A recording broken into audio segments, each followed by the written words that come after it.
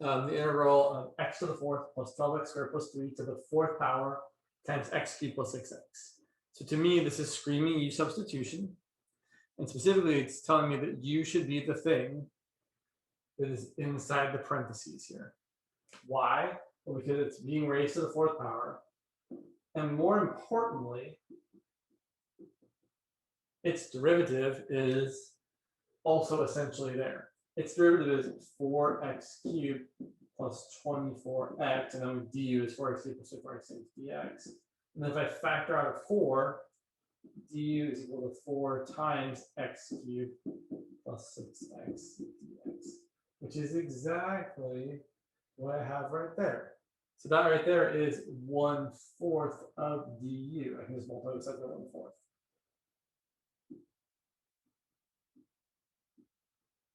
Great. So then this is going to be u to the fourth power, and my integral is going to look like the integral of u to the fourth times 1/4 du. You could bring the 1/4 out in front. And sorry, my 4s sometimes look like my u's and vice versa. Try to make sure they don't look the same. Be challenging. Here's a 4. There's a u. Okay, so the integral of u to the fourth is u to the fifth over 5 times 1/4 plus c. So u, which is this hot mess, x to the fourth plus 12x squared plus 3 to the fifth power divided by 5 times 4 is 20 plus c. So most of the time, the intuition with u substitution is we're trying to pick u that's stuck somewhere and whose derivative is also there. Although I will tell you for this next problem, the intuition is not so great. So if we look at this original problem, it's really not super obvious what u should be. A good choice, although not the right choice, would be u equal to e to the 6x minus 49. Du, the derivative, would be 6e to the 6x and then times dx.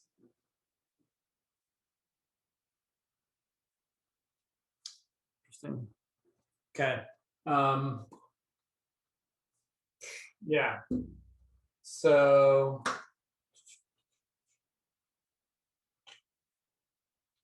sorry, my brain just, sorry, I looked at my phone and I saw that Derek Chauvin was found guilty of murder in the George Floyd trial, which I think is the right decision. So I was just like, oh, that's, I don't know if it's good news exactly, but it's not bad news for sure. So it seems like just news. Anyway, I know this class is not about that, it's about math, but I just couldn't help seeing it and mentioning my brain kind of like forgot what I was talking about. So back to math. U equals e to the 6x minus 49, du is 6 e to the 6x dx. But the problem with that is there isn't, right? I don't have an e to the 6x dx. And you're right, well, you're right. One could do what I've done here and say, well, I can multiply e to the 6x over e to the 6x, but then it's not going to be much better. So here's the thing, and this really comes with experience. I see, and this is especially true when you have a square root. I see a square root of something squared minus something squared. I see the square root of e to the 3x squared minus 49. And I'm seeing like an inverse trig derivative here. And I know that when that's the case, u needs to be equal to the thing that's a function of x that's being squared. So u needs to equal this e to the 3x.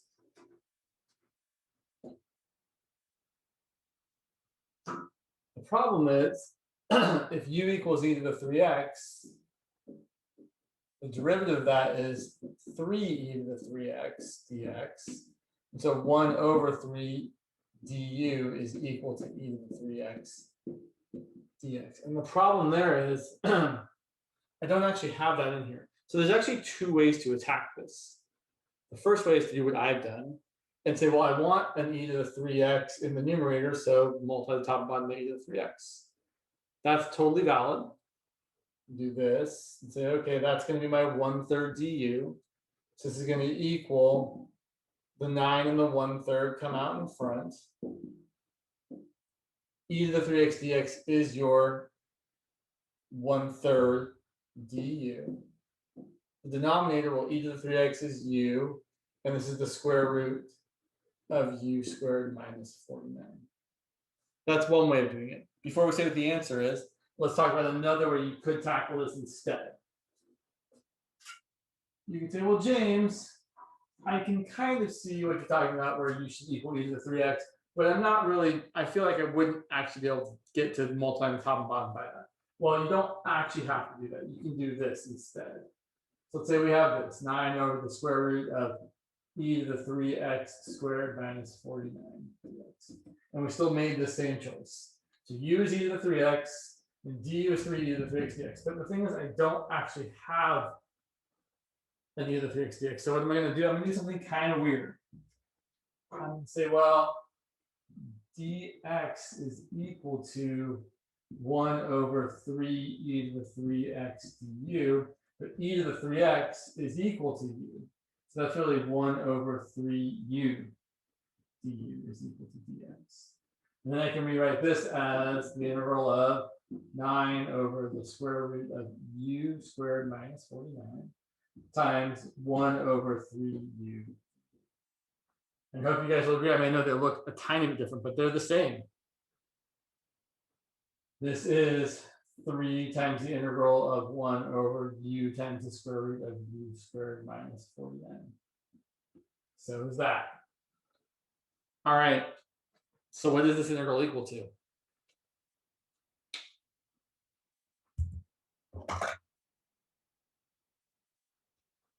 Anybody? This integral is, well, let's see, I've got a 3 out in front here. We've got 1 over u times the square root of u squared minus a squared. It's equal to 1 over your a, which is 7 in this case, times the arc secant of u over a. Let's see. Which is then 3/7 arc secant of e to the 3x over 7. Oftentimes you need an absolute value around this, but since e to the 3x is always positive, we don't need absolute value. Also, I usually try and kind of ignore the absolute value there. Let me just make sure I didn't make an error. No, that's totally right. So this actually brings up something important, which is something you guys kind of really need to be aware of, which are the following inverse trig integrals. So just so you know, you should be aware, and I know Schulten's gave you one version of them, but they're popping up kind of differently in the homework. So here are the versions I would encourage everyone to know. The integral of 1 over x squared plus a squared dx is equal to 1 over a arc tangent of x over a. Let's see. The integral of 1 over the square root of a squared minus x squared dx is the arc sine of x over a. Let's see. And the integral of 1 over x square root of x squared minus a squared dx is 1 over a arc secant of x over a. Let's see. Those are going to come up clearly, so you should probably know them. I will point out, let me show you guys real quick like here. I believe I have posted these in Canvas already, but let's double check together while we're all here. Let me share my screen. Look in Canvas here in the modules, which is where I put almost everything. In the useful handouts, there's, let's see, inverse trig integrals. It's probably this one.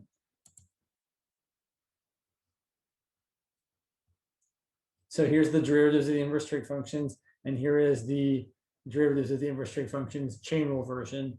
And then down here, here's the integral of one of all those things. And then, oh, I actually didn't put the actual formulas that are super nice in there. I guess I can update this in a little bit. That's too bad. But there's your, right, integral of 1 over the square root of minus x squared of sine of x and so on and so forth. But I should put the more general versions in there as well. Let me go back and look at the modules just for one more second. Let's see, just double check all these. It's probably none of these. It might be the antiderivatives handout. Nope, that's all derivatives. Yeah, these are the versions I'm not particularly a fan of. Yeah, that's not it. Derivatives, no, sure. I really thought it had a nicer inverse trig. Yeah, we'll talk about that. Okay, sorry. So anyway, be aware of those. They do come up. Let's look at one more. I mean, we're not done with these substitutions. We're never done with these substitutions. It's always on offer. Let's look at this problem. You know, from 0 to pi over 2 of sine of x over 1 plus cosine squared x. So this problem is actually very similar to the one we just did in that we're not going to let u equal the entire denominator. We're going to let u equal cosine. We're going to let u equal cosine because I can see I've got 1 plus a thing squared, which is making me think of arctangent. And the derivative of cosine is exactly, or almost exactly what I have on top. The derivative of cosine is negative sine of x. So du is negative sine of x times dx. And then let's just make it a negative du equals a positive sine of x dx. So then I'm going to rewrite this as negative du, and the denominator is going to be 1 plus u squared.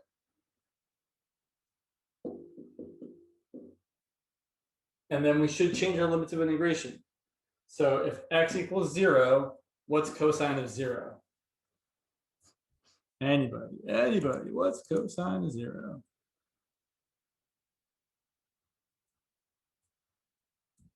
Yep, it is indeed 1. So since x equals 0 is in the bottom limit, u equal to 1 also is in the bottom limit.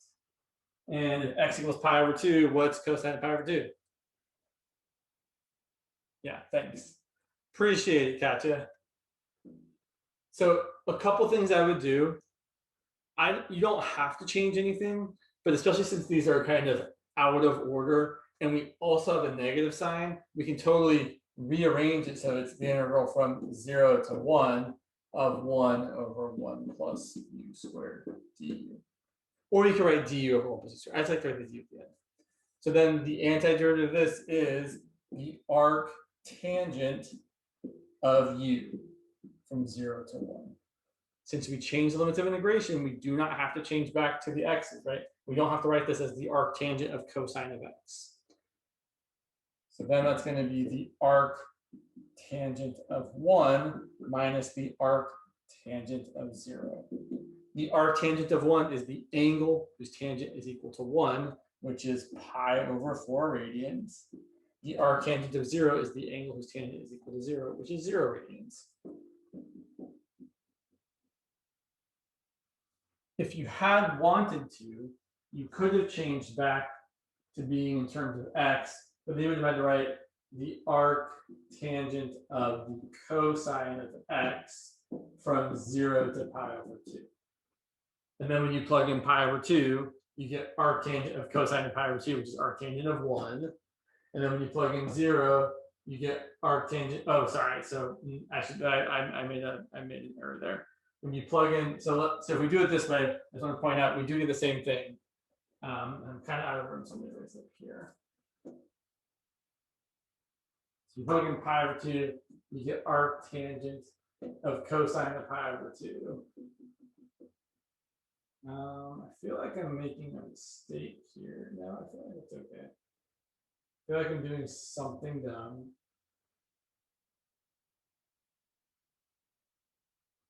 Do you feel like I'm doing something dumb? Oh, I see what it is. I don't get arc, so I get, sorry, brain, work for a minute. So if I go, the problem is I changed the order of integration here. So if I went back, I'd have to have arc cosine of, sorry, geez, holy smokes, make it all kinds of arctangent of cosine of x from, instead of from 0 to pi over 2, since I changed the order of integration, it'd be from pi over 2 to 0. And then you get arctangent of cosine of 0, which would be arctangent of 1, minus arctangent of cosine of pi over 2, which would be arctangent of 0. So, yeah. All right.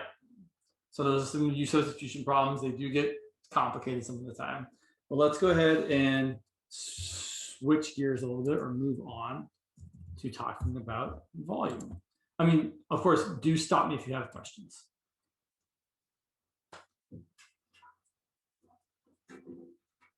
So, volume questions.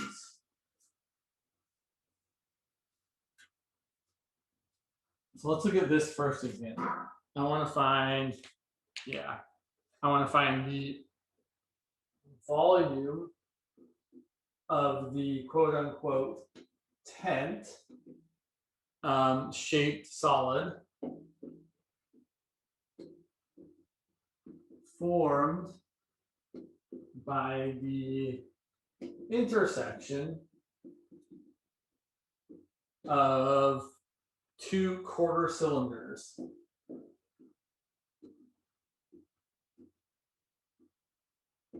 With radii equal to 3.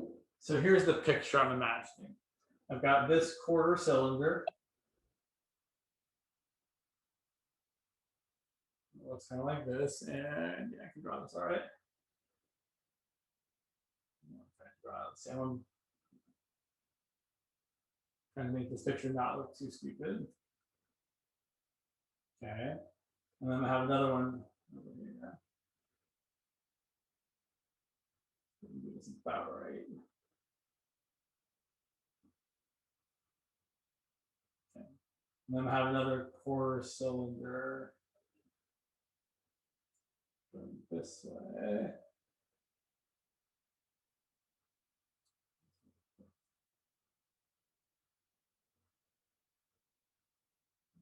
All right.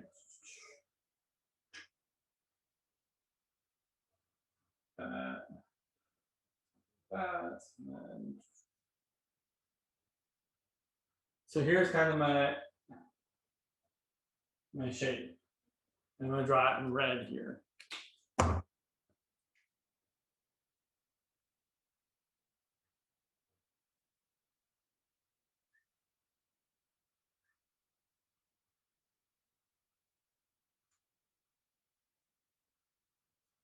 I want to find the volume of that sheet.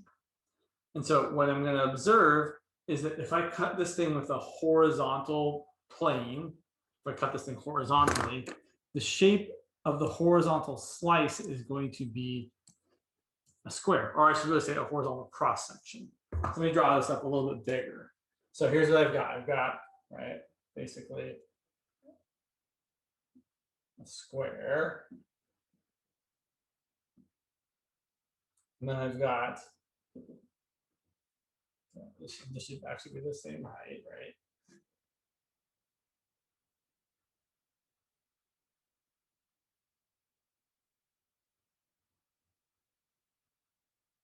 So that's the shape we're looking at.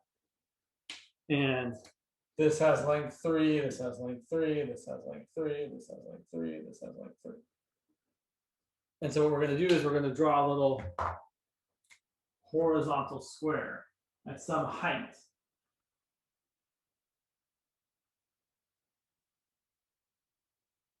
Not really trying to draw it a little bit better. Sorry, it's always hard to draw these pictures.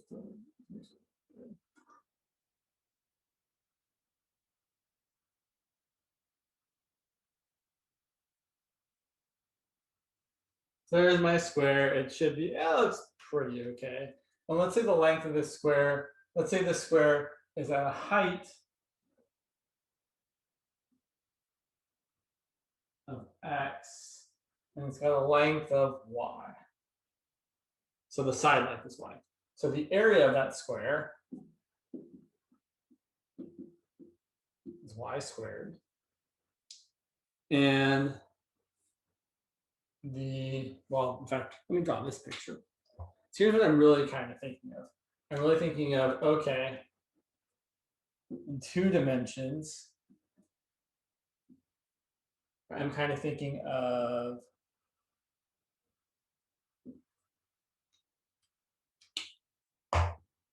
this is kind of my, right, that's this side length here, and then it's kind of popping out at you, right? So if as a square. So basically what I'm saying, these ones are always the worst, I will point out. The area of my cross section is just y squared. So the cross section area.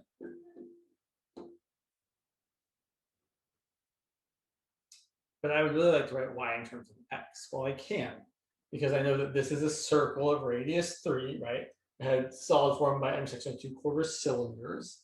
So this is right, just part of a circle. And so if I draw this part here, which also has a length of 3, if this is x, this is y, then I can say that x squared plus y squared equals 3 squared, so that y squared equals 9 minus x squared. So the area of this square is 9 minus x squared.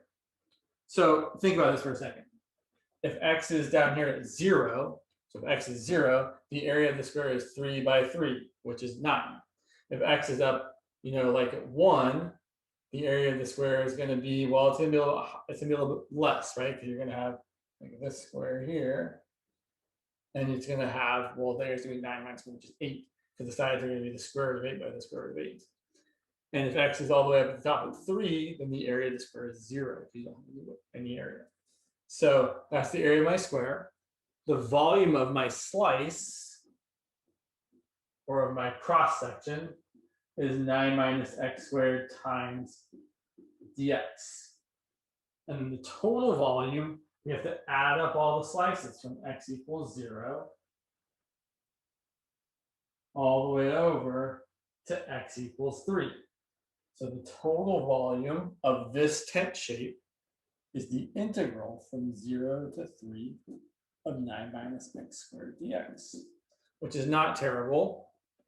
That's just 9x minus x cubed over 3 from 0 to 3. You plug in 3, you get 27 minus 9, which is 18. You plug in 0, you get 0. So this shape has a volume of 18 cubic units. So this one's kind of a little bit of a different one. Let's do another one that's maybe described slightly more normally.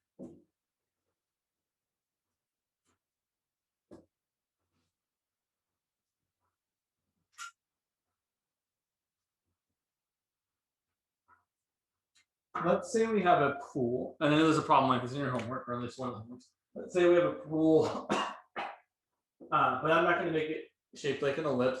I'm going to make it in the shape of the region. Let's do it as x equal to y in the region bounded by x equal to y squared and x equal to let's go 16. And how do they phrase this in the homework? So I get the phrasing right. Yeah. So basically that's the top view. The top view of the swimming pool is that the region looks like this. Here's x equal to y squared. Here's x equal to 16.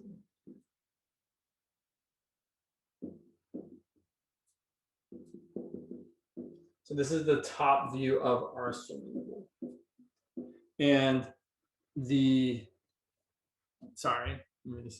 cross section is perpendicular to the ground and parallel to the y-axis are squares.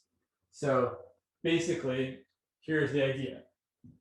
Here's my pool. I'm going to try and draw it a little bit more like a regular thing. So let's say it looks kind of like that. There's my pool. Here's my lawn chair. That's not a very good lawn chair. Sorry, no one gets it in that. It's okay. But here's my pool. And what we're saying is the cross sections parallel to the y-axis and perpendicular to the ground and the x-axis are going to be squares. So what we've got is this kind of deal. So from here, we're going to have a square.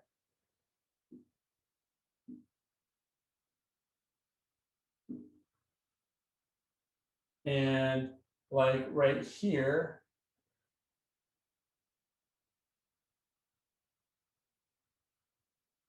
we would have a square. So trying to make this thing look about right.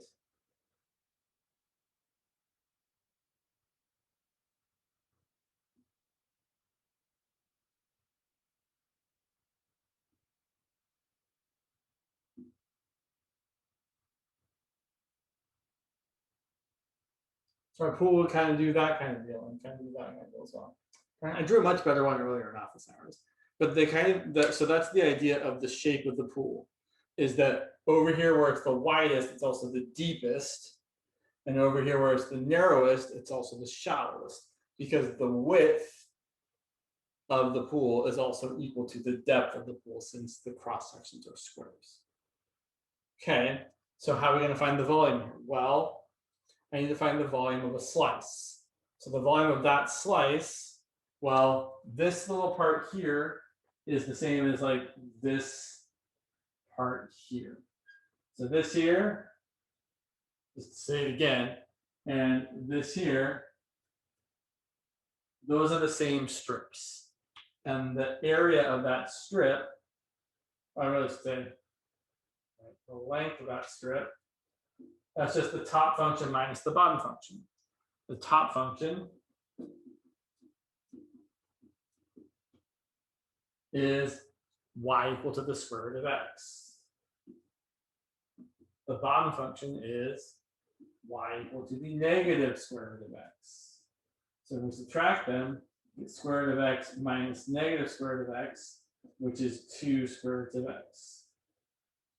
So then the volume of this shape, so the volume of a cross section, is going to be the length squared times the thickness, which is dx. So that's going to be this thing squared times dx. And the total volume we're going to get by adding up all of the volumes of the squares. So we're going to integrate from over here, which is at x equals 0, all the way to over here, which is x equals 16. And that's going to be 4x dx. Turned out all right. So that's going to be 2x squared from 0 to 16, which is something. I think 16 squared is 256. That sounds right, I think. Yeah. So you get 2 times 256 minus 2 times 0, which is 512. So again, these cross sections are just kind of, they're a little bit weird. Let's do one more. So let's say we have there.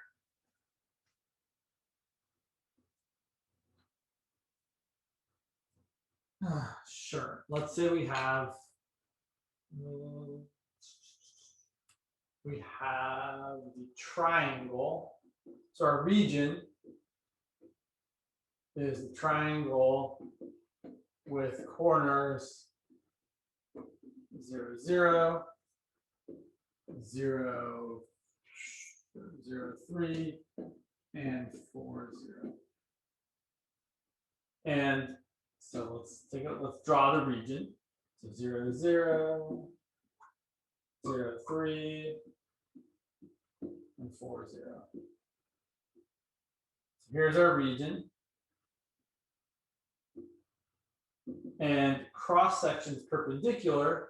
So often they phrase it this way: cross sections perpendicular to the x-axis are semicircles, whose diameter are given by the length.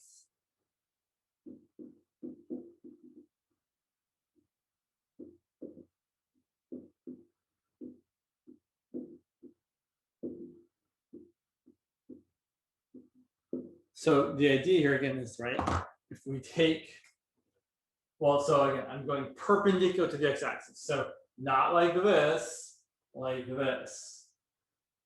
So here's my perpendicular cross section. And then what's kind of shooting out of it at you is a semicircle. which is hard to draw, right? Because it's supposed to be like coming out of the board. It's much easier if we change our perspective a little bit. So what I'm going to do is I'm going to tilt this back. I'm going to tilt it back so the y-axis is pointing kind of away from us. So I draw it this way, where here's the x-axis and there's the y-axis. And, you know, 1, 2, 3, 1, 2, 4. There's my triangle. And now here is my cross section. So I'm going to do like right about the same spot. And then it's supposed to be a semicircle. So there's my semicircle shape, cross section. Still not the best drawing ever, but you guys hopefully kind of see it now. And the volume of this semicircular cross section is going to be the width, which is dx, and then the area of a circle is pi r squared. This is a semicircle, so it's going to be 1/2 pi r squared. But what's the radius? Well, the radius is half of this length. And that length is whatever the function height is.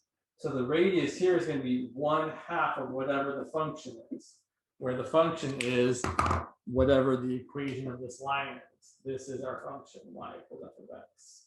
So let's see, I can find the equation of that line.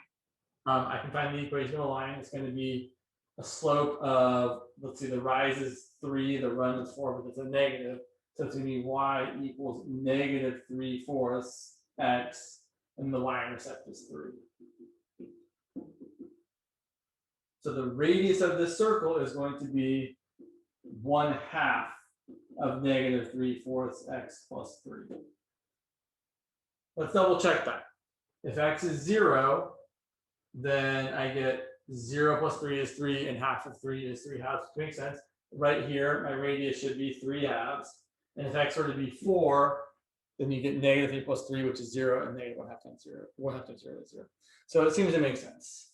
So the volume of this slice would be 1/2 pi times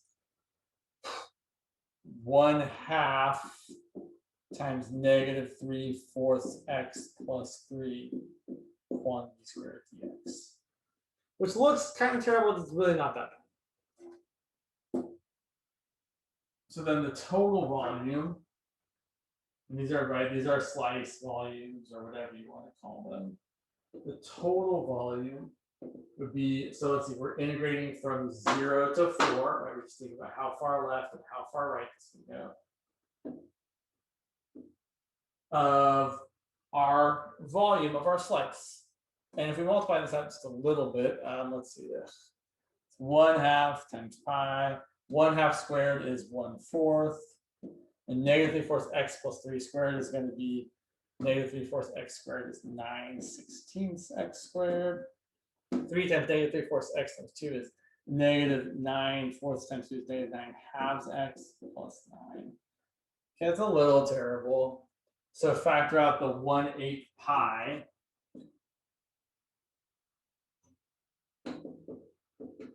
And you're left with the interval from still 0 to 4 of 9/16 x squared minus 9/2 x plus 9. It certainly seems like we could factor out a 9 as well. Probably worth our while.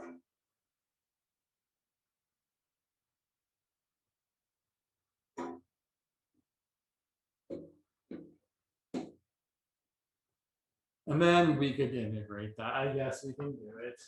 So we get 9/8 pi. This is going to be x cubed over 48 minus x. There's an x there now. Oh, sorry. Minus x squared over 4 plus x. 0 to 4. And plugging in 4, you're going to get, let's see, 9/8 pi times 64 over 48. Should reduce to 4/3, and 16 over 4 is 4, and 4 is 4. and then plugging in 0 each time. This actually turns out to be not too incredibly terrible. I mean, it's pretty terrible. You're going to get 9/8 times 4/3, which you can cancel a 3 there, you cancel a 2 there. You get 3/2 pi. All right, interesting. So these cross-section ones, you're always having to essentially find the length of like the strip that you're dealing with, and then use that to find the area or the volume of your cross-section.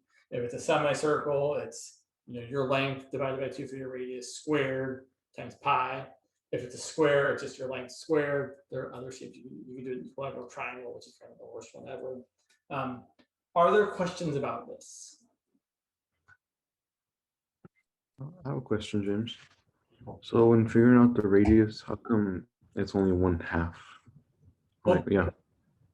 Well, so right, the semicircle is a semicircle whose diameter is this length. Mm-hmm. But I want the radius, and the radius is half the diameter. Okay. But that's very typical. So another way I could have asked this question was, instead of having say semicircles, I could have asked for circles instead. And then the only difference is that the equation for the area of a circle is just pi r squared instead of 1/2 pi r squared.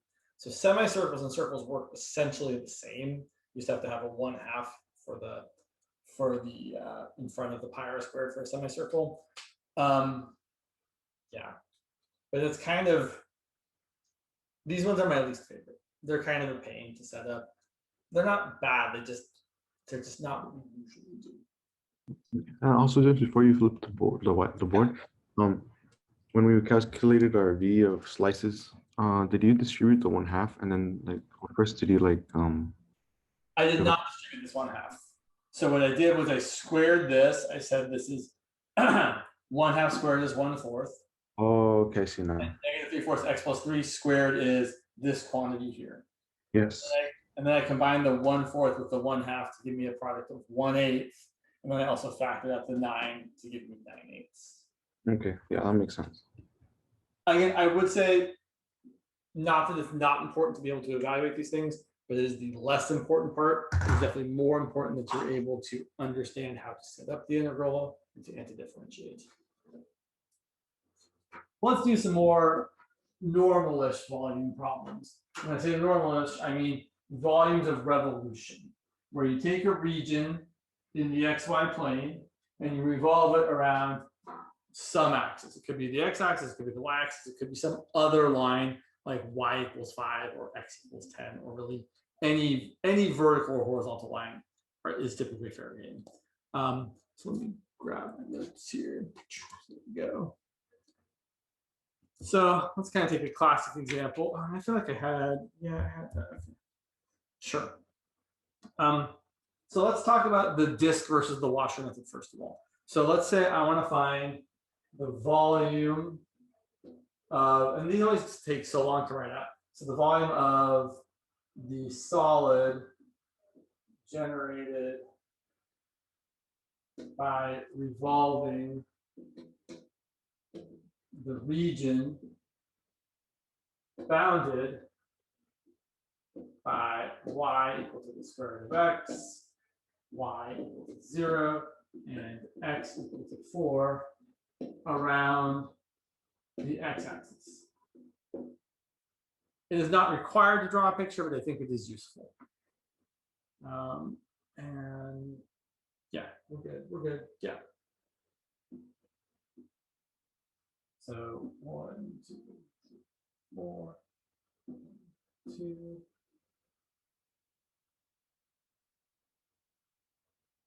So here's y = the square root of x. Here is x = 4. And here is y = 0. So I'm going to get this region, and I'm going to revolve it around the x-axis. So there are two methods we're allowed to use. The more kind of straightforward method maybe is the disk method / washer method. The less straightforward, I think, method, but still very, very useful, we're definitely talking about, is the shell method. And here's the thing I want to really, really, really drive home for everybody. You should draw the strips. right? If you're drawing a vertical strip, it means you're going to integrate with respect to x. If you're drawing a horizontal strip, it means you're going to integrate with respect to y. Why? Well, because when I draw a vertical strip, I should have used a different color. It's all right. The width of that strip is dx. It's a small change in x. That's telling me I'm integrating with respect to x.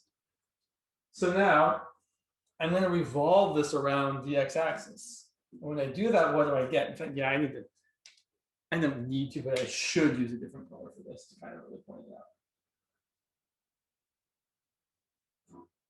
out. So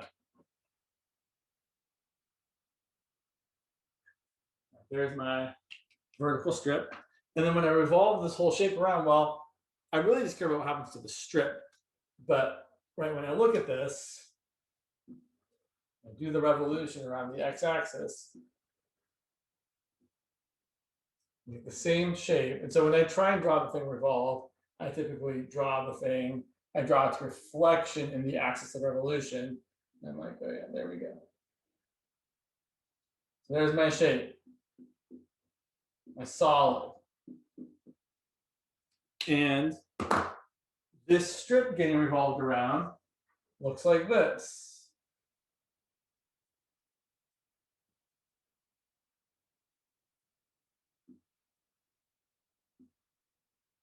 Yeah, drawn better. Sorry. It's a disk. And the volume of that disk is pi times the radius squared times the thickness. But in this case, the radius is just what that function is, right? If x is small, the radius is small. If x is big, the radius is big. So here, that's just going to equal pi times the square root of x squared dx. And then the total volume, when we add up all the disks, we're going to add up this little disk over here, and then this disk over here. I'm just adding up all the disks. And there's some good pictures in your book. When you add up all the disks, the total volume is the integral from how far left the strip can go to how far right the strip can go, which is from 0 to 4 of the volume of the disk, which is pi times the square root of x squared, which in this case is pretty easy. Right? That's pi times the integral of x from 0 to 4 dx, which is pi times x squared over 2 from 0 to 4, which is, let's see, if I plug in 4, I get 16 over 2, which is 8, so I get 8 pi. If I plug in 0, I get 0, so I get back. And what I wanted to say, aside from a vertical strip, meaning you're going to use dx, and a horizontal strip, meaning you're going to use dy, which is super important. The other thing I want to say is, if your strip is perpendicular to your axis of rotation, which this is, right? This one's going this way, this one's going this way. When the strip is perpendicular to the axis of rotation, you have to use the disk/washer method. They're really the same method. On the other hand, we'll see in a bit, if your strip is parallel to your axis of rotation, you have to use the shell method. That's it. Let's talk about a couple more examples and then we will play. So, yeah.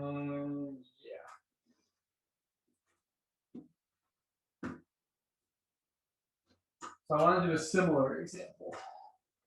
I want to kind of not take up too much room so I can write the whole thing. So let's say I want to find, I'm not going to write all the words, I'm going to say the words. Find the volume of the solid form when the region I'm about to draw is revolved around the x-axis. So region is bounded by y equal to 1/2 x, y equal to 0, and x equal to 4 again. And it's revolved around the x-axis again. So the region looks like this. Y equal to 1/2 x is just a straight line. Something like that. X equal to 4 is also a straight line, it's vertical. And y equal to 0 is this line here. I'm looking at this region here. And when I revolve it around the x-axis, I'm going to get a cone actually.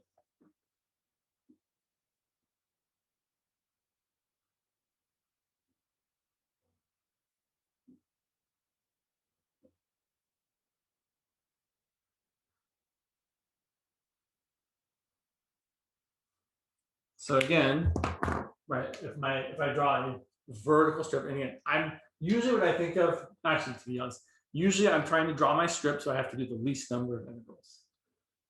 So either way, a horizontal or vertical strip would mean one integral. Right? A vertical strip, the top function is always this, the bottom function is always this. Horizontal strip, the right function is always x equal to 4, the left function is always x equal to 2y. So either way I can go, fine.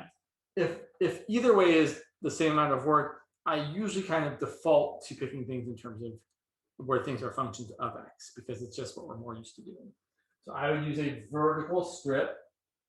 I'm doing it in terms of x. And when I rotate that strip around, it's just going to look like a disk,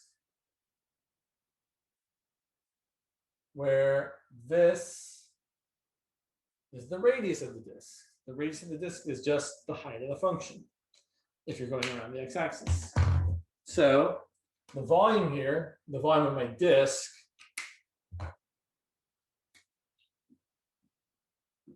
that's just going to be, let's see, what have I got here? Pi times my radius, which is 1/2 x squared dx. And then my total volume, I'm just adding up all the disks from 0 to 4. Sorry, at this point here is 4, 2. So that's going to be, I'm going to factor out the 1/2, sorry, the 1/4, because 1/2 squared is 1/4. So 1/4 pi integral from 0 to 4 of x squared dx. That's going to be 1/4 pi times x cubed over 3 from 0 to 4. When I plug in 4, I get 1/4 pi times 4 cubed over 3. When I plug in 0, I get 0. That doesn't always happen, but it happens a lot. And then 4 cubed over 4 is 16. So you get 16 pi over 3. Okay. So there's another example of the disk method. And I'll say you're specifically using the disk method when you're rotating around an axis. Your strip is perpendicular to your axis of rotation. And one of your boundaries is the axis of rotation. Or another way I like to say this is your region is flush with the axis of rotation, meaning it touches it for the whole length of the interval. On the other hand, if we took the region between these two functions, let's say our region was the region between y equals 1/2 x and y equal to the square root of x, which definitely intersect at the point 0, 0 and at 4, 2.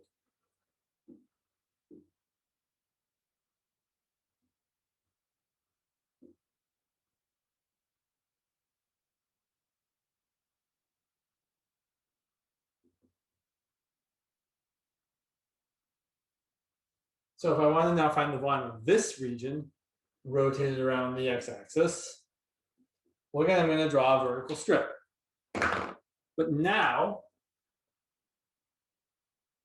since my region is not flush with the axis of rotation, when I rotate the strip around, I'm going to be missing the middle part. I'm going to have a washer instead of a disk. Yeah, I got enough room here. So if we do this here, I'm going to take this washer and I'm going to rotate it. I always screw this up. Let me just do it this way. I don't always screw it up, but I often screw it up. But not today. Okay, all right. So I got a washer where the outer radius, or as I like to call it, the big radius, is the function that's further away from the axis of rotation. And the smaller radius is the function that is closer to the axis of rotation.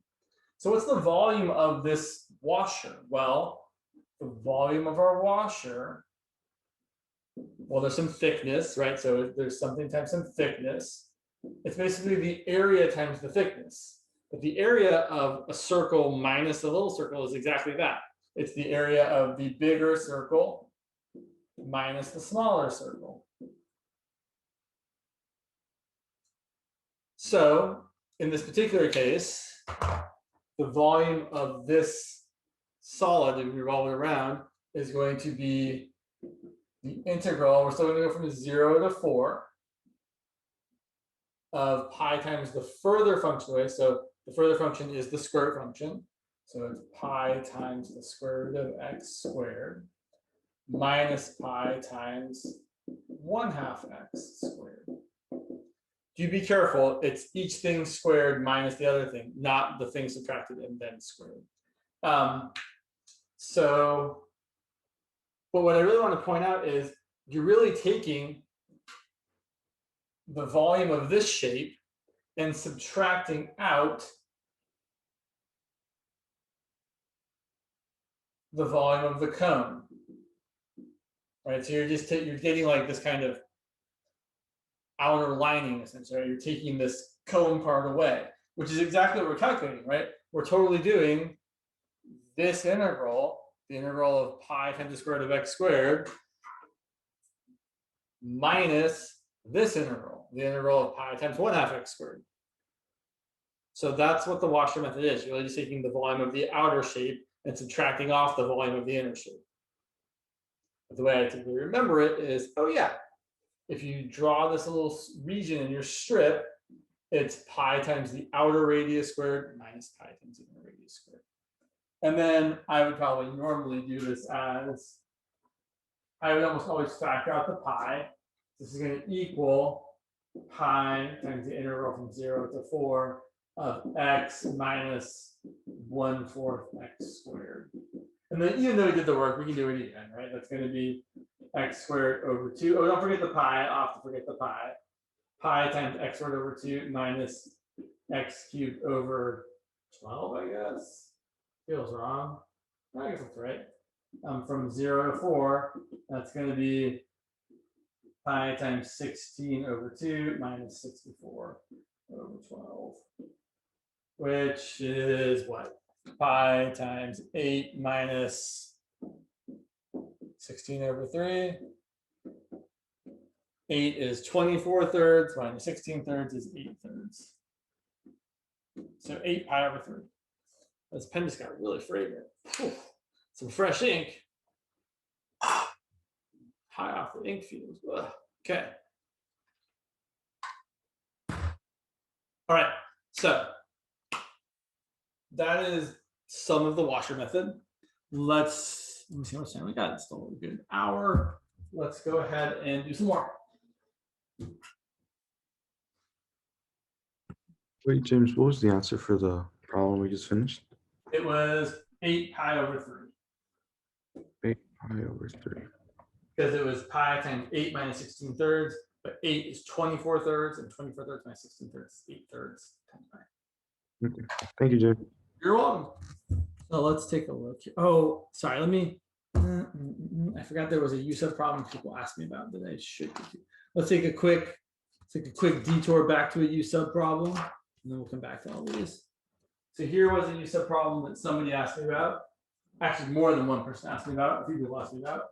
And it looked pretty gross. It was the integral of secant squared of e to the square root of 3x plus 2 over square root of x times e to the square root of negative square root of 3x. Okay, and here's what I'm seeing. I'm seeing that I've got secant square root of something terrible. That's probably a good choice for you. You could also maybe justify, well, James, what about the denominator? So that's not a bad choice either, but here's the thing. Of the two of them, taking the derivative of what's in here is a little easier. Taking the derivative of this is going to require the product rule. And I would like my u to be on the simplest side, right? You don't want your u to be super complicated.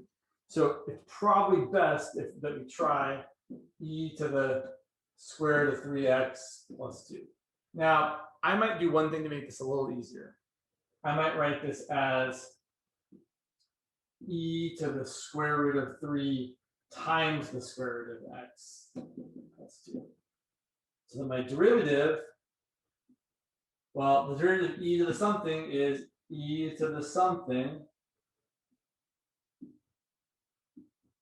times the derivative or something. And the derivative of a constant times the square root of x is the constant times the derivative of the square root of x, which is 1/2 x to the negative 1/2. Okay, so if we write this a little bit more carefully, we can see that, oh, that's a pain, that's all right, okay. So let's see, yeah, that's terrible. So, yeah, okay. So I'm trying to make this look like, probably like that. So here's what I can do.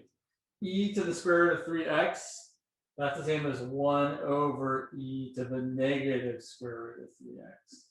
Oh, look, I've got that right there.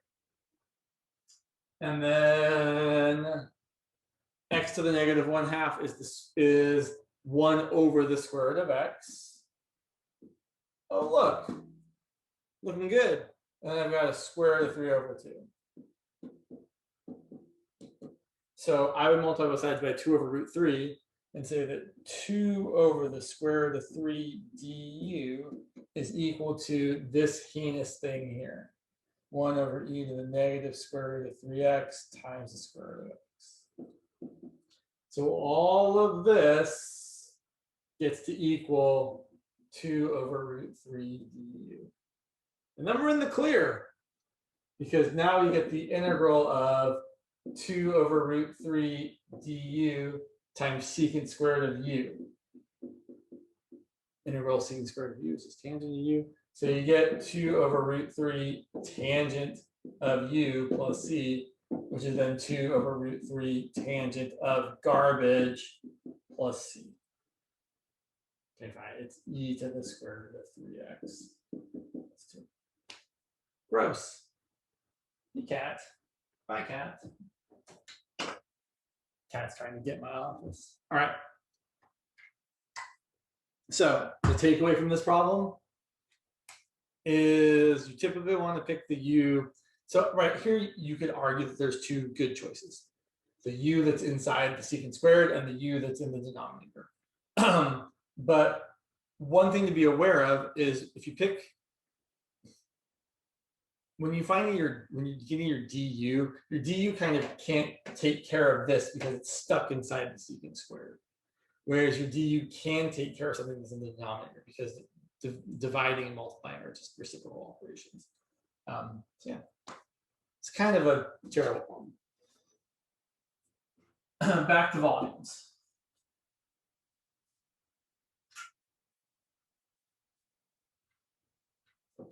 So again, when you're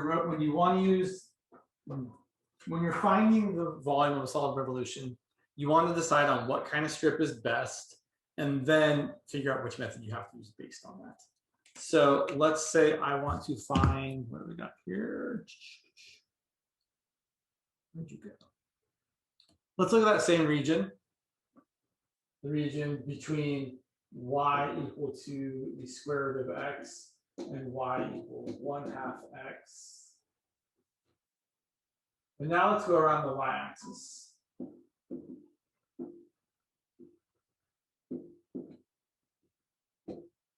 So, same region.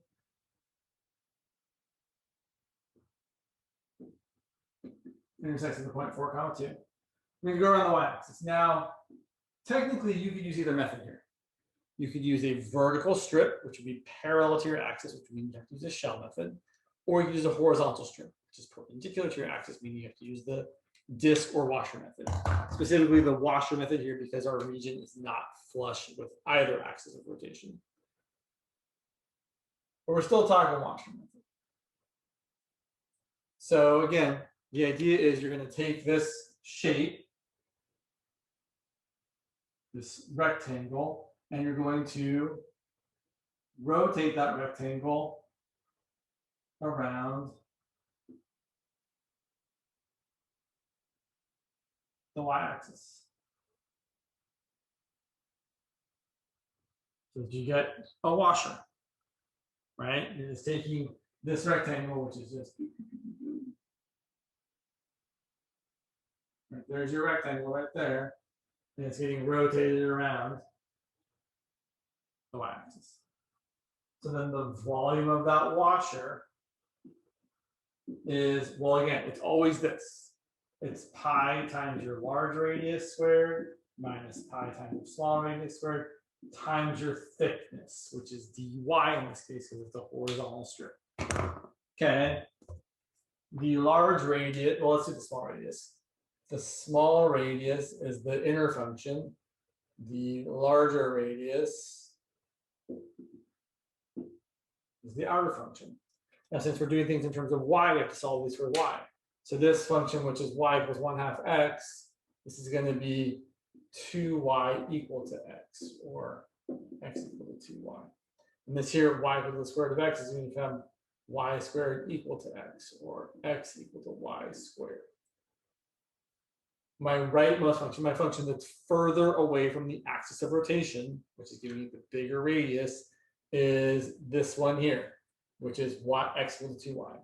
So my outer radius is 2y minus 0, right? It's x equal to 2y minus x equal to 0.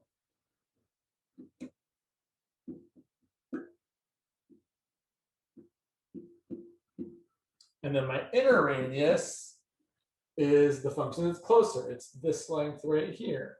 That's going to be x equal to y squared minus x equal to 0. Right? This vertical line is x equal to 0. So it's y squared squared. And then the total volume we would integrate. Now this time we're not integrating from 0 to 4 because we're not going left to right.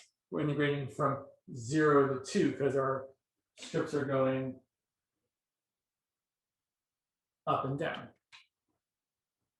So the total volume is going to be pi times the integral from 0 to 2 of 2y quantity squared minus y squared quantity squared. And then we could calculate that, right? The calculating is not what's super important here, but we would get something terrible like 4y squared, don't forget the pi, minus y to the 4th, y, then we integrate, and you get pi times 4y cubed over 3 minus y to the 5th over 5 from 0 to 2. Plugging in 2, you get 4 times 8, which is 32 thirds. Y to the 5th, 2 to the 5th is also 32. Here's a trick I've learned after a few years. If you have something over, like if you have two fractions and the numerator is the same, you can factor out the numerator. So that's 32 pi times 1/3 minus 1/5. And then 1/3 is 5/15, 1/5 is 3/15, 5/15 minus 3/15 is 2/15. So you get 32 times 2/15, which is 64 pi/15. I see a question about how I got 0 to 2 from. So we knew from before that this point of intersection was the point 4, 2. We could also have found it by setting these equal to each other. Square root of x equals 1/2 x, multiply both sides by 2. 2 root x equals x, square both sides. 4x equals x squared. Factor out, or really bring everything to the right. 0 equals x squared minus 4x. Then you factor out an x and you get x equal to 0 or 4. So if x equals 4, then y is the square root of 4, which is 2. And so then my limits of integration, since it's a horizontal strip, the limits of integration are how low it goes, which is y equals 0, to how high it goes, which is y equals 2.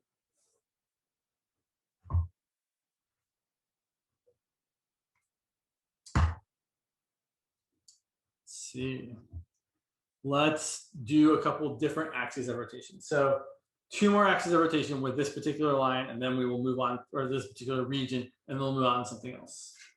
But I'm gonna set these up and I'm not gonna calculate them because, again, the calculating, while important, the setup is probably more important. So let's take the same region and let's revolve it around the following lines. Let's revolve it around, sure, let's do about y equals a -1. So here's my same region. I'm getting worse and worse at drawing. And again, for now, we're sticking with using the disk or washer method, specifically the washer method, not talking about the shell method yet. So I want to go around the line y equals -1. Let me ask you guys, is y equal to -1 a horizontal or a vertical line? You can say type an H or a V in the chat. Totally, yes, horizontal. It's down here.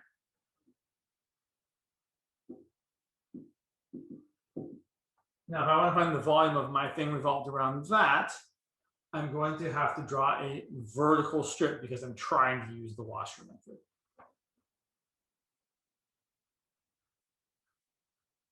Okay.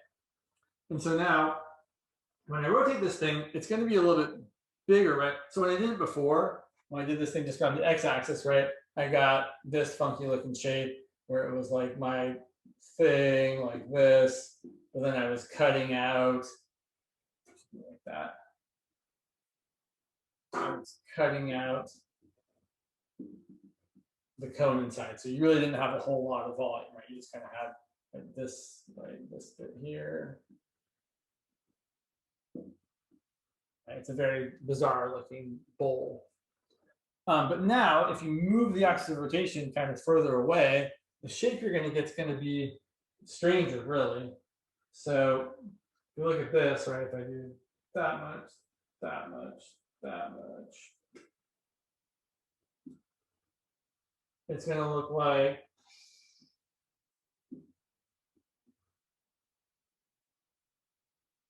it's going to make this thing rotated around. Did I get that? Yeah, that's all right. That's fine. So at this point down here, this is -1, this is -2, this is -3, and this should be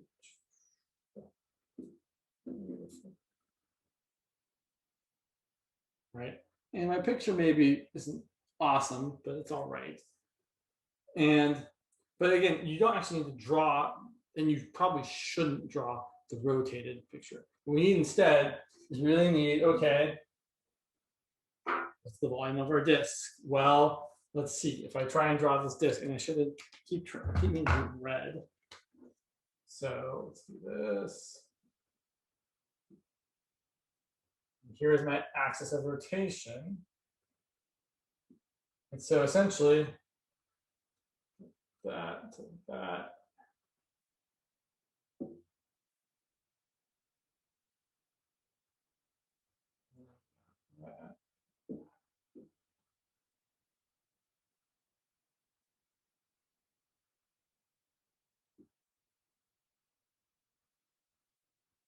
It's giving me a wider, a wider washer, right?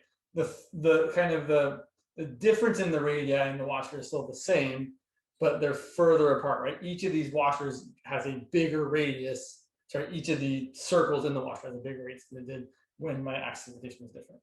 So my new outer radius, well, it's the further away function minus the axis of rotation. So my outer radius here is y equal to the square root of x minus y equal to -1. Or the square root of x minus -1. That's my outer radius. My inner radius is, well, it's the closer function, which was 1/2 x. So it's 1/2 x minus -1. So whenever you're trying to find the radius using the disk or washer method, it's always your function. Well, I should say, it's always the difference between your function and the axis of rotation. When the axes are the normal axes, like the x-axis or the y-axis, it's just your function minus 0, because the y-axis is x equal to 0 and the x-axis is y equal to 0. But when your axis is something different, like y equal to -1, then our radii, our bigger radius is our outer function minus -1, and our smaller radius is our inner function minus -1. So the setup here for the volume would be, I'm going to factor out the pi.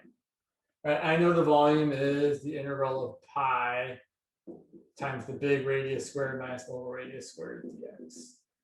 So here would be pi times the integral of the big radius, which is the square root of x minus -1 squared, minus the little radius squared, which is 1/2 x minus -1. My limits of integration are still from 0 to 4, because my washer still goes as far left as x equal to 0 and as far right as x equal to 4. Questions about this?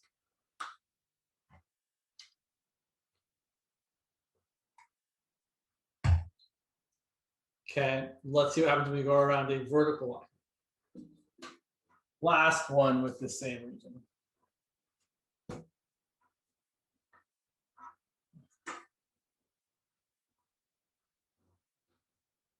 So,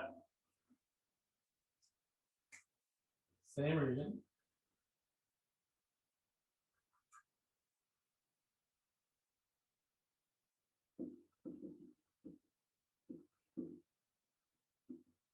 Now I want to go around the line and say, I don't know, x equal to, let's try x equal to 7. Just somewhere like it's 4, 7, sure. So again, if I'm using washer method, I'm going to use strips that are perpendicular to my axis of rotation. So here's my strip. And when I rotate this around this, it's going to be pretty big, right? Down, down. Not much there, not much there. So bear with me. This is probably not going to turn out to be great. Let me just jot down here.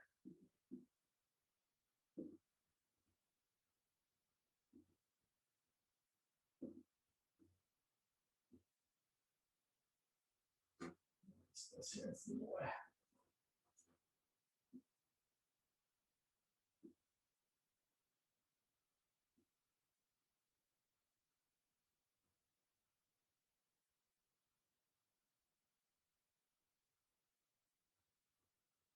So when your region is far away from the axis of rotation, you get a really wide washer, right? Because there's a lot of space between stuff that you have and just nothing. So here's our washer, and the volume of this washer, well, again, it's pi times the big radius squared minus pi times the little radius squared times the thickness. Okay. Here is my larger radius.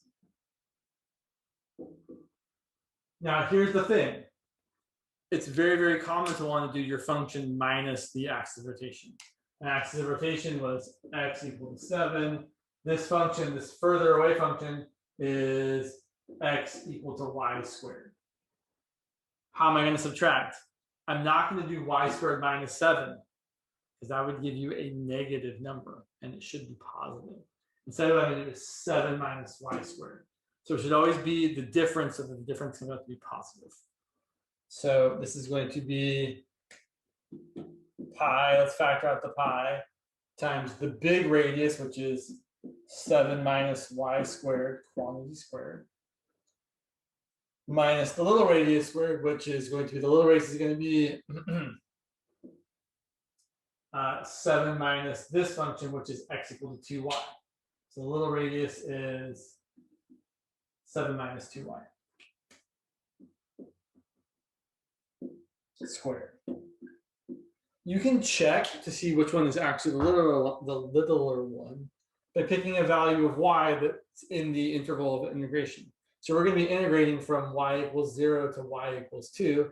So let's see how you pick y equal to 1. Pick y, if you pick y equal, words, if you pick y equal to 1, what's this larger radius value? Everybody, it's this many. On the other hand, pick y equal to 1 here, this radius is 7 minus 2, which is this many. So yes, from 0 to 2, this is the larger radius, this is the smaller radius. And then the final setup would be the total volume is pi times the integral from 0 to 2 of this heinousness, 7 minus y squared squared minus 7 minus 2y. Whoops, need the minus signs.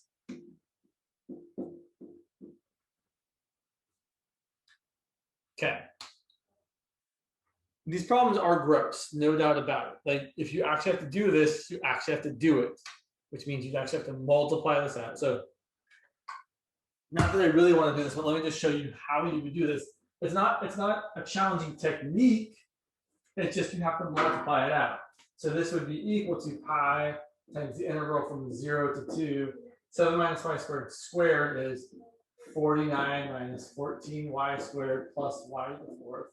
And 7 minus 2y squared is 49 minus 14, 28y plus 4y squared. And then you combine some like terms. So 49s cancel.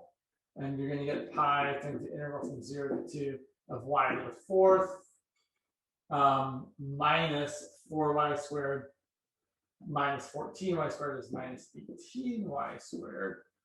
And then, so I dealt with this, I dealt with this, I dealt with this, and then minus 28y. Yeah. And then you would integrate, you get y to the fifth over 5 minus 18y cubed over 3, which is 6y cubed, minus 28y squared over 2, which is 14y squared, from 0 to 2. Remember the pi. And then you plug in 2 and you get something disgusting. And I have to admit, this looks like it comes out to be negative. Go ahead. So for this example we did, we rotated around the line x equals 7. Yes. So, oh yeah, so we need, yeah, that makes sense as to why we would need to use y, or yeah, the function in terms of going on a vertical line and you want to use the disc or washer method, you have to use horizontal perpendicular cross sections or strips, as I like to call them. And just to point out, this should have been a positive 28y because this minus sign should distribute to all of these. And now it looks like we're probably trying to be positive, so good. Other questions or comments before we start talking about the shell method?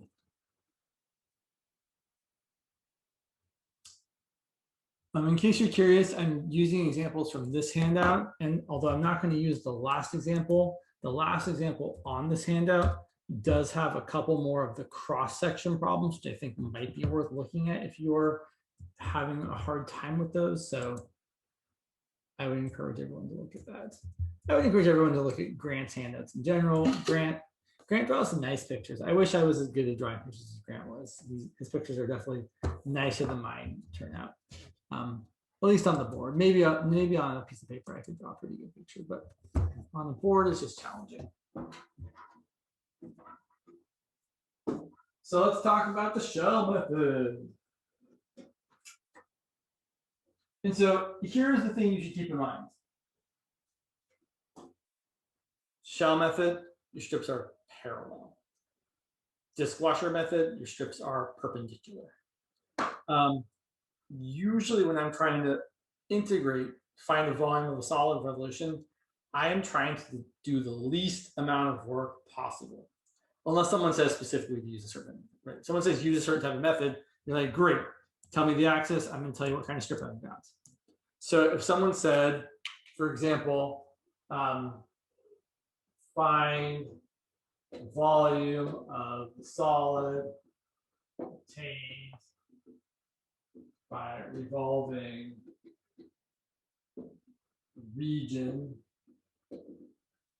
bounded by, what do I got here? My favorite region, y equal to 6 minus x, y equal to the square root of x, and x equal to 0, the y-axis.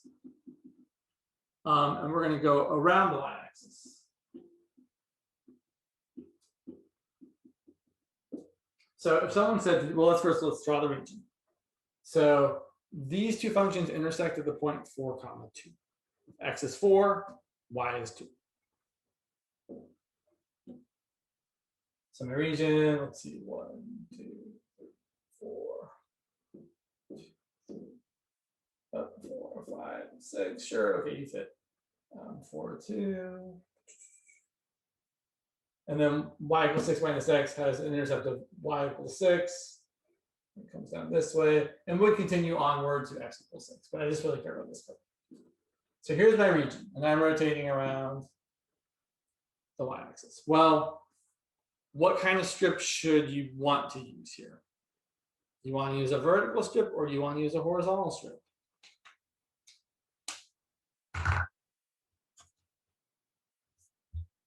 Well, let's talk horizontal. If I use a horizontal strip, okay, so let me ask you guys. If I use a horizontal strip, what method am I going to be using? Disc and washer or shell?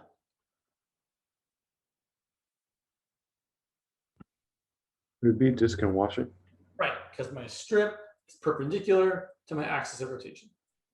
But the downside to this is that for this region, my horizontal strips change when I go down below y equals 2.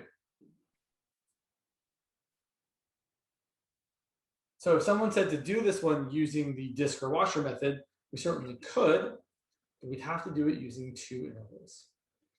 For this region right here, the volume would be the integral from 0 to 2 of pi times my radius squared, where my radius is this function, which is y equal to the square root of x, or x equal to y squared.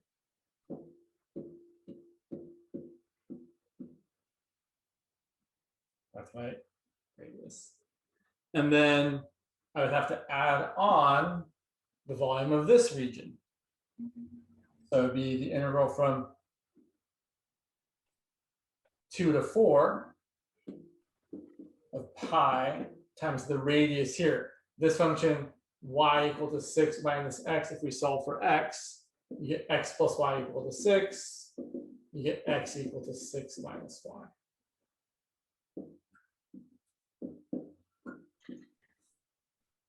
And that, although certainly not terrible, is more work than we would like to do. So instead, and let me actually kind of draw a little bit more. Yeah. Right, if you draw this right, here's what we get. This region, if you rotate this around, kind of looks like a top.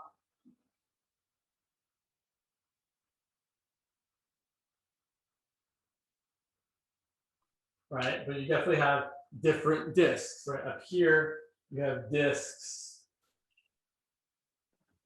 whose radius are the function 6 minus x, and down here, you have little disks whose radius is the function y. Oh, sorry, let's use 6 minus y. Apologies.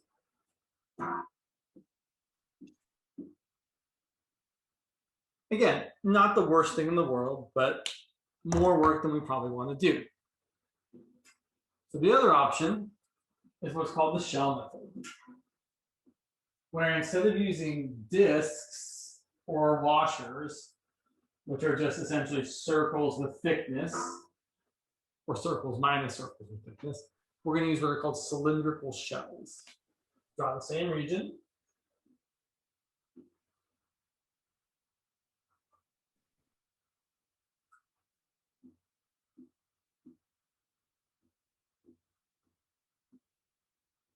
Okay. So again, this is y equals 6 minus x. This is y equals the square root of x. But now I'm going to use a strip that is vertical. And when I rotate that strip around, I'm going to get what's called a cylindrical shell. So you take this strip and rotate it, you're just going to get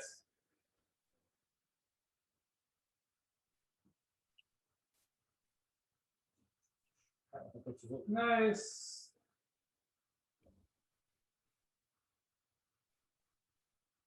I mean, it's called the shell method for a reason. You're literally getting a shell of a cylinder. I've probably drawn it a little too long.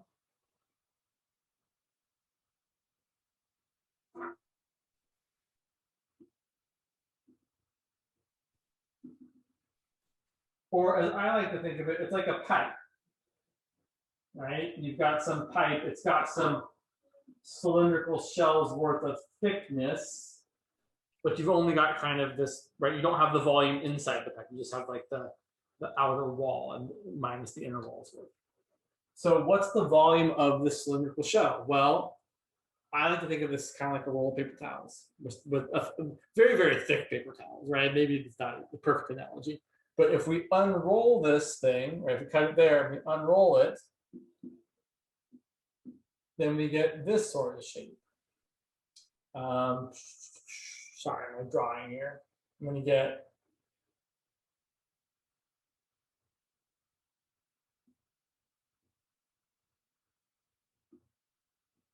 now. I will admit it's not a perfect shape, right? Because technically the inner side and outer side are slightly different in length, and there are other ways of adjusting for this. Doesn't matter. It's going to work out.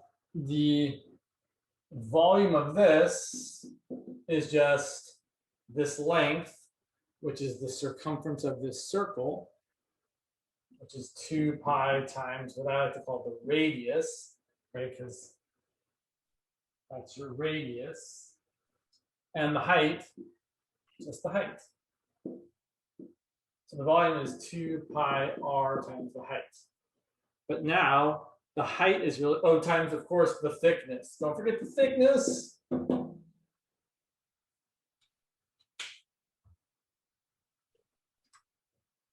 So the height of the shell is just the difference in the functions. So here, this height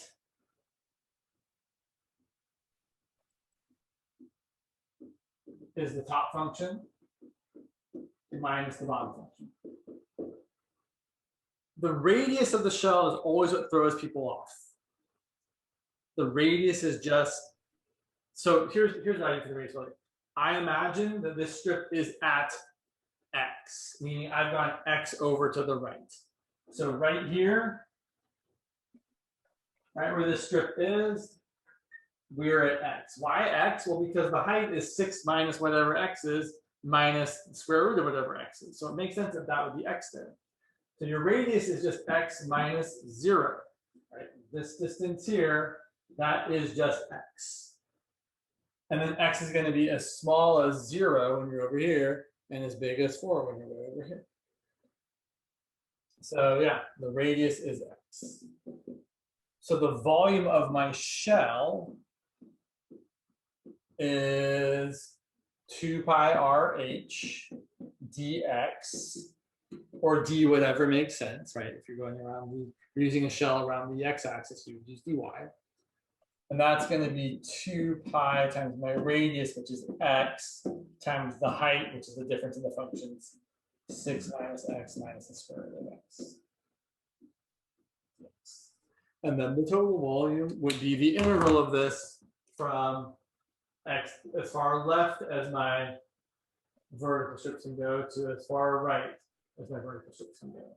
So that volume is going to be the integral from 0 to 4. You usually bring the 2 pi out in front of x times 6 minus x minus the square root of x.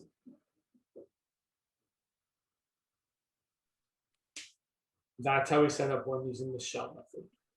So disk washer method is always the integral. So disk method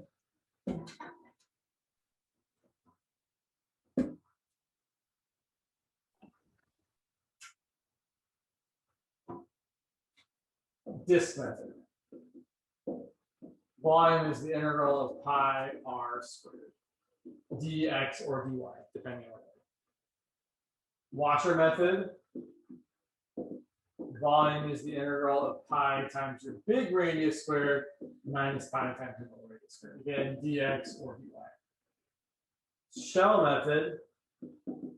Volume is the integral of 2 pi times your radius times your height. Where, again, your radius is your variable, the difference between your variable and your axis of rotation. Let's do some more examples. Hey, James, I have a question for the work on the side that on the back of the whiteboard that we did. How come our limits of integration are from 0 to 4? Because when you have a vertical strip, you're always asking yourself how far left and how far right in the region it can move. Oh, I see. I remember. Okay, yeah, it makes sense. On the other hand, let's look at this no, I don't want to look at this region with the horizontal strip to be terrible. So let's do sure. Yeah.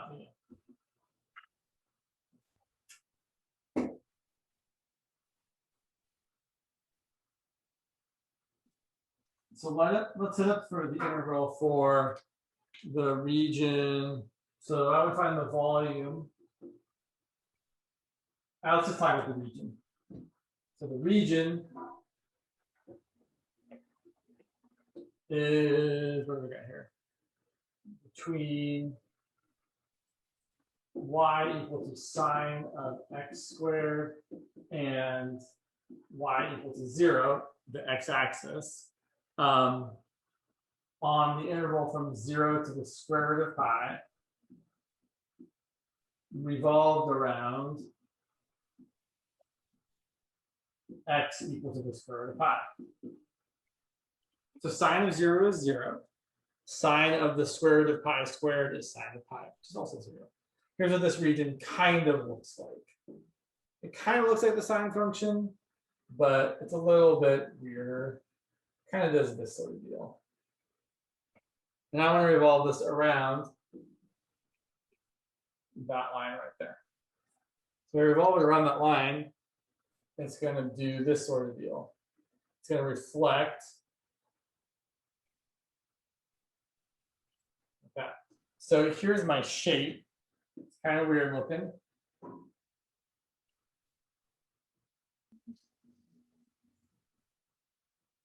It kind of looks like a bundt cake.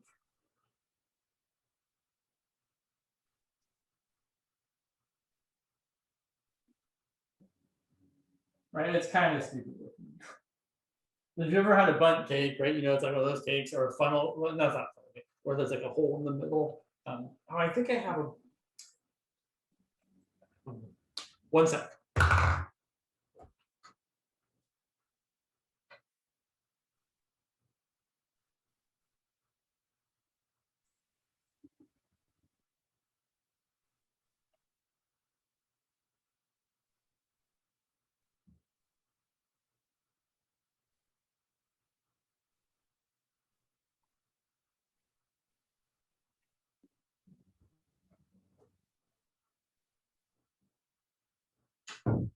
Sorry, I thought I had a bundt cake pan in the house somewhere, but maybe I'm just imagining. Maybe it's really at my mother-in-law's house or something.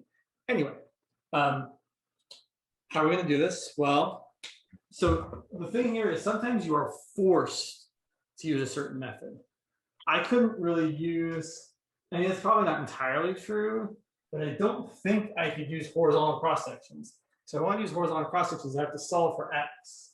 And you'd have inverse sine of y equals x squared. So x would be plus or minus the square root of the inverse sine of y. That looks terrible. Would never want to do that. That seems like the worst. Not that it's impossible to integrate inverse sine, but also it's problematic in many, many ways. So you should not do it that way. If your function seems really, really hard to solve for the other way, it's probably a good sign you should leave it as is. So since we have y as a function of x, it means we're stuck using vertical strips. Okay, so here's my vertical strip. And I'm just going to rotate that around. If I rotate that vertical strip around, I'm getting my cylindrical shell.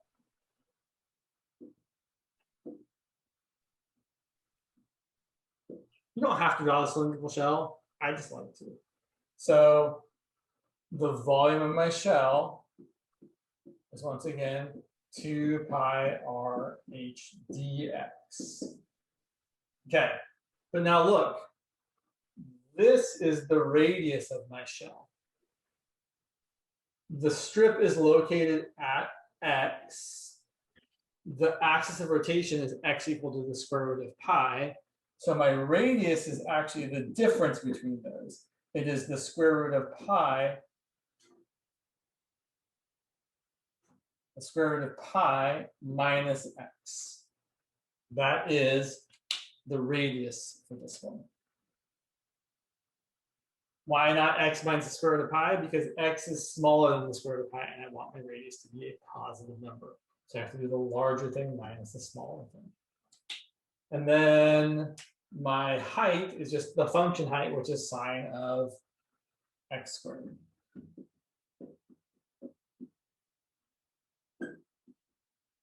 So then the total volume setup would be 2 pi times the integral. Okay, let me ask you guys, how far left do my vertical strips go in this region?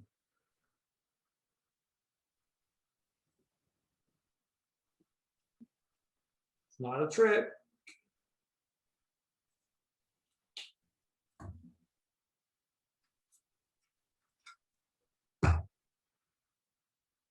So they go as far left as 0, right? Because this, right, the region is from 0 to root pi. That's 0, that's the square root of pi. And they go as far right as the square root of pi. And then we're integrating this hot mess here.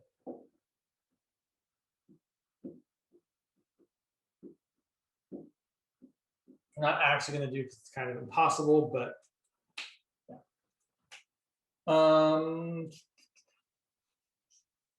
yeah. So let's do a couple more.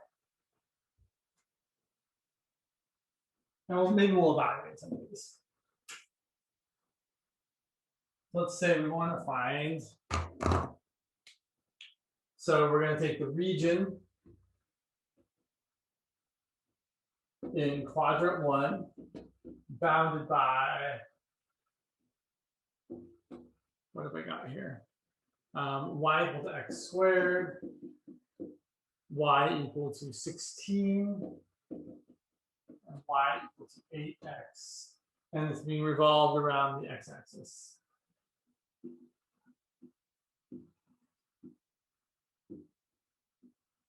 We want to find the volume. Okay, so let's see here. So I've kind of always been skipping this part, but how do we find where these intersect? Well, to find where they intersect, we're going to set x squared equal to 8x. We're going to get x squared minus 8x equal to 0, x times x minus 8 equal to 0, x equals 0 or 8. So y equals 8x looks something like this. Y equals x squared looks something like this. And y equals 16. So the question is, does y equal 16, is y equal 16 above or below? Above. Are you sure? So let's see if, well, so these intersect at x equal to 8. What's the y value? Would be 64. Right. So this is the point 864. So is y equals 16 above or below this region? That's below. Yeah, or actually I should say, is it above or does it cut through? Because that's what's actually happening. It cuts through the region. So technically, I haven't described this accurately. I said I wanted the region in the first quadrant bounded by y equals x squared, y equals 16, and y equals 8x. Technically, there's two such regions. There's this region here. There's also this region here. So I should have been a little bit more careful. I should have said the region in the first quadrant bounded by y equals x squared, y equals 8x, and maybe below y equals 16.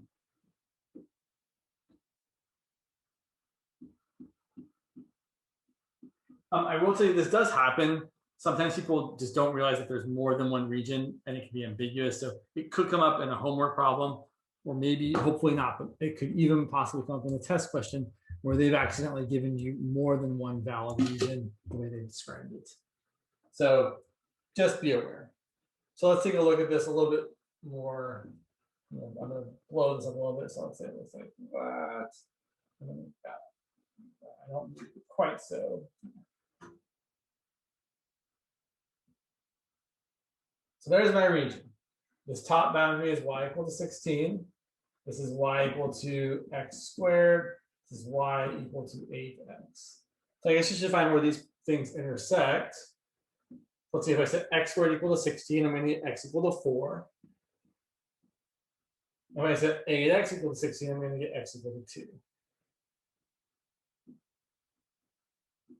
So I'm rotating around the x-axis.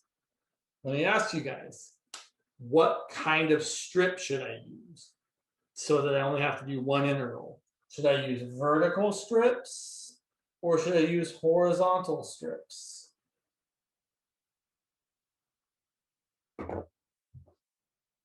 Oh, sorry, I can't see all the chat because I moved things around.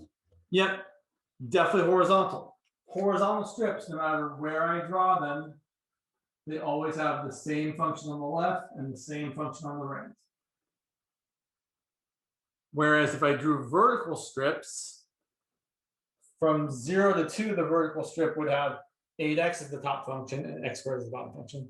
From 2 to 4, the vertical strip would have 16 as the top function and x squared as the bottom function. I don't want that. So I would rather use a horizontal cross section, which means what method do I have to use? Shell or washer? Washer. Are my strips perpendicular or parallel to my axis of rotation? They're parallel, so shell. Right, because shell rhymes with parallel. That's how I remember it for real. Parallel means shell, because shell rhymes with parallel. So shell method. The volume of our shell is 2 pi times the radius times the height. So if I'm looking at this cross section specifically, if I think about rotating this one around,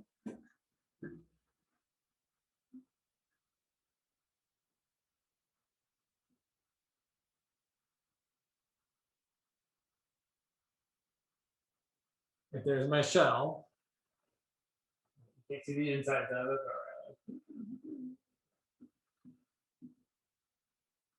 And the height of my shell is just this, is the length of my strip. So the reason I point that out, right, because height might feel like it should be vertical, but it's really just how long strip is. So this is going to equal 2 pi times what's my radius? How far is my strip from my axis of rotation? Is it this y? Y.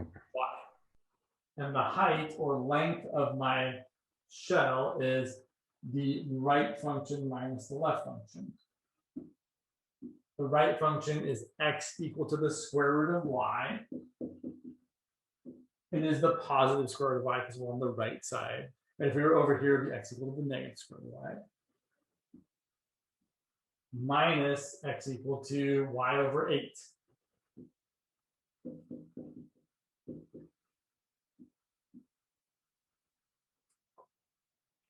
So then the total volume would be the integral 2 pi times integral of y times y to the 1/2 minus y over 8. How low can you go? 0. How high can you go? 6. 16. And then, sure, we've got really no time to start another one, so let's just finish this.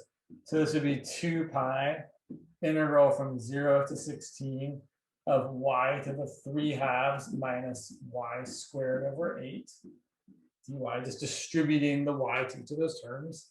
And then let's go to the other side.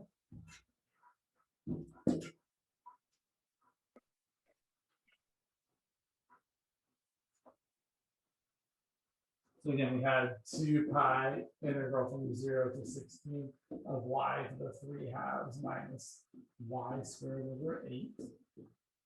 And to differentiate, you get y to the 5/2 times 2/5 minus y cubed over 24.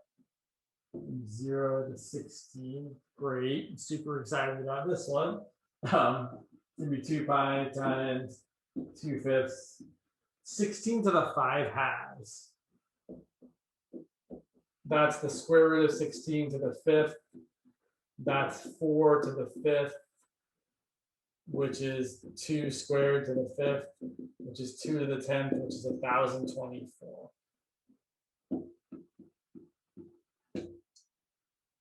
(16 cubed) is 2 to the 4th cubed, which is 2 to the 12th, which is 2 to the 10th times 2 times 2, which is 1,024 times 2 times 2, which is 2048, times 2 is 4096. Playing that 2048 game really paid off, right? You didn't have all your powers of 2. 2 to the 10th is 1024. So that's going to be, well, let's be smart though. That's 1024 times 4 over 24. So I think I can stop there. This would be some terrible fraction. Washer method, disk method, shell method, volumes of revolution. They are not terrible if you remember the key things, which is that you want to draw your strip. So I should say, if someone says you have to do shell, you have to draw your strip parallel to the axis of rotation. Someone says you have to use the disk or the washer method, you have to draw your strip perpendicular to your axis of rotation. But if they just give you a region and they say find the volume using whatever method you want, your go-to should be try and draw a strip that only touches one function on each side of the strip. So in this case, horizontal. And if it works either way, I would say I would usually default to a vertical strip. And then once you draw your strip, then ask yourself, is it parallel? Great, I'm using shell. Is it perpendicular? Great, I'm using disk or washer, depending on if it's flush with the region or not. Flush with the axis of rotation or not.